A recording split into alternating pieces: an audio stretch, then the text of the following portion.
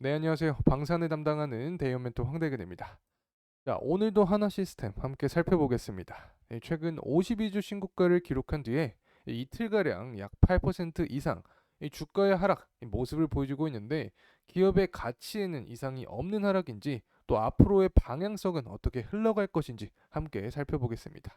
먼저 영상 시작에 앞서서 한 가지만 말씀드리겠습니다. 현재 주식시장 정보의 과잉이라고 생각합니다. 이제는 진실된 정보를 찾기가 굉장히 어려워진 그런 현실에서 제가 여러분의 길잡이가 되어드리겠습니다. 주식을 어려워하시는 분부터 깊게 파고 싶으신 분들까지 제 영상 하나로 여러분의 고민 해결해드리겠습니다. 해당 기업에 관심 있으시거나 관련된 내용을 잘 모른다, 혹은 조금 더 알고 싶다, 주가에 관련된 이야기를 듣고 싶다 하시는 분들은 오늘 영상 집중해서 봐주시길 부탁드리고, 정말 양질의 정보를 제공하고 있으니까 구독과 좋아요 한 번씩만 부탁드리겠습니다. 제가 계속해서 이런 분석 영상을 진행하기 위해서는 여러분의 도움이 꼭 필요합니다.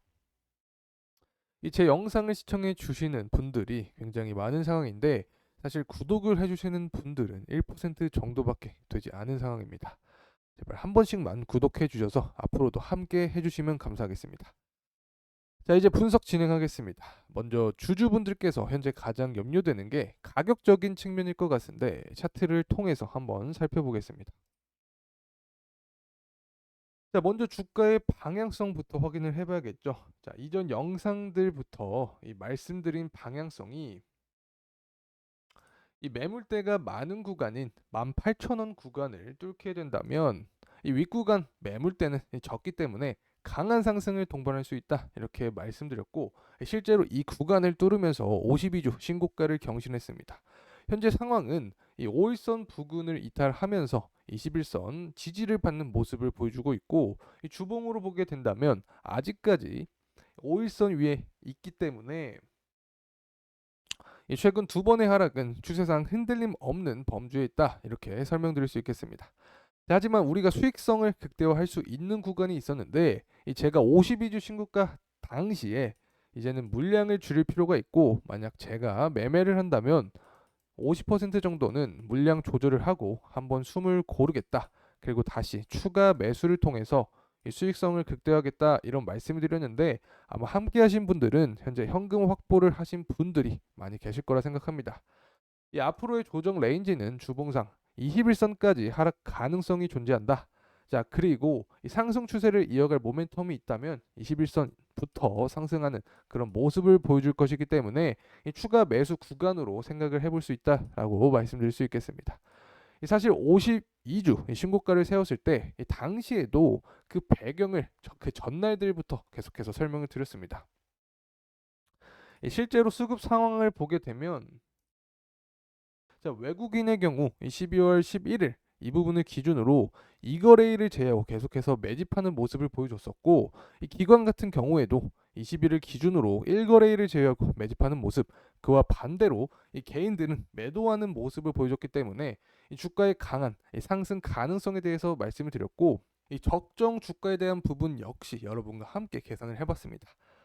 자, 오늘도 역시 처음 보시는 분들을 위해서 함께 계산을 해보도록 하면, 자, 먼저 23년부터 25년까지 이 3년치인 BPS 평균을 구해서 계산을 해야 될 텐데, 자, 23년부터 25년까지, 자, 이 BPS 평균은 12,726원 정도입니다. 자, 그리고 PBR 3년치 평균인 1.43을 곱해서 구해보면 18,200원 정도의 수치가 나오게 됩니다. 사실 물량 때도 고려를 해보면 18,200원대의 물량이 많이 존재하기 때문에 이 시장 참여자들의 심리 역시 이 부분에서 반영이 되었다라고 볼 수 있습니다. 자, 그리고 최근에 목표 주가 역시 상승한 모습을 보여줬는데, 이 방산 부분에서의 이 차륜형 대공포 양산 사업과 이 정보통신 기술 부분에서의 이 태양광 사업의 매출이 증가하면서 이 실적 증가세를 견인했고, 26년까지 자, 국내 이 저궤도 통신망 구축을 위한 위성 통신 이 안테나 사업까지 구체한 상태입니다. 자, 이를 배경으로 자, 영업이익이 1290억까지 늘어날 것으로 전망을 하고 있다. 자, 이 부분 덕분에 목표 주가 역시 21,000원으로 작용했다라고 말씀드릴 수 있습니다. 자, 그렇다면 앞서서 구한 이 18,200원, 자, 그리고 21,000원, 자, 이 부분의 평균치를 구해 보면 약 19,600원 정도가 나오게 됩니다.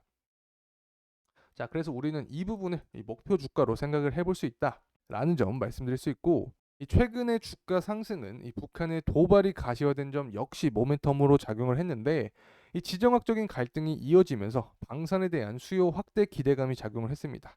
이 도발 같은 경우 보통 4월 한국 총선 그리고 11월 미국 대선 등을 앞두고 연초 군사 도발을 감행할 가능성이 크다. 자, 그리고 이러한 도발과 함께 이 수주 모멘텀이 있는 종목들 위주로 움직이기 때문에 우선 4월 주가의 동향을 다시 한번 분석을 해봐야 된다라고 말씀드릴 수 있겠습니다.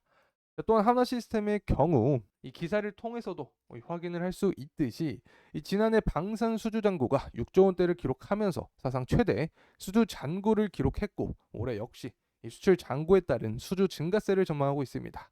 자, 그리고 글로벌 동향을 볼 때도 러시아 그리고 우크라이나 간의 전쟁이 장기화되고, 자, 이스라엘 하마스 간의 전쟁이 발발을 하면서 이 동유럽 국가나 중동 국가들 간의 이 무기 수요가 급격하게 늘어났습니다. 특히 대만 같은 경우 이 대만 해협을 둘러싼 이 긴장 고조가 방산 업계에는 호재로도 작용을 하고 있습니다. 이에 따라서 이 전 세계 무기 주문이 급증하고 있다는 점이 이 방산주들의 이 추가 상승 모멘텀을 이끌어낼 수 있는 원동력이 될 수 있다라고 말씀드릴 수 있습니다. 자, 그리고 국방부에 따르면 23년 이 방산 수출액은 약 16조 9천억인데, 이 폴란드와의 2차 이 실행 계약 지연으로 이 전년 173억 달러에 비해서는 줄었지만 수출 내용은 실질적으로 긍정적이다. 수출 대상국이 4개국에서 12개국으로 이 3배가량 증가했다. 그리고 수출 무기 체계도 작년 6개에서 올해 12개로 2배가량 다양해진 모습을 보여주고 있습니다. 자, 그래서 전반적으로 이 중동과 동유럽 국가의 이 한국 방산 품목에 대한 관심이 높아지고 있고, 이 당분간 이 수출 사업의 비중은 더 확대될 것이다라는 기대감이 지배적인 상황입니다. 자, 이로 인해서 26년까지 이 증익 구간에 위치했기 때문에 이 방위 사업에 대한 비중을 확대하는 것이 좋다라는 평가를 받고 있습니다.